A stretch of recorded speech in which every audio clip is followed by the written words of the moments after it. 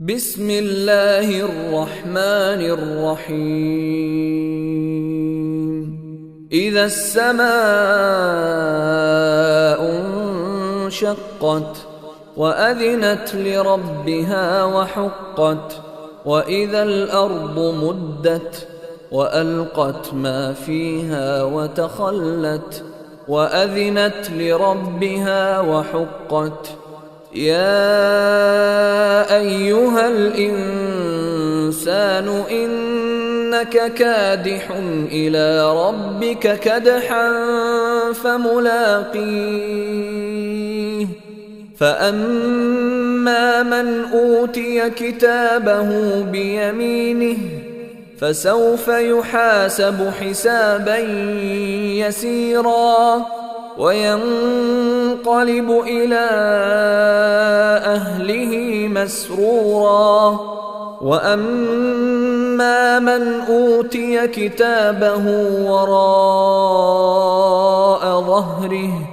فسوف يدعو ثبورا ويصلى سعيرا إنه كان في أهله مسرورا إنه ظن أن لن يحور بلى إن ربه كان به بصيرا فلا أقسم بالشفق والليل وما وسق والقمر إذا اتسق لتركبن طبقا عن طبق فما لهم لا يؤمنون وإذا قرئ عليهم القرآن لا يسجدون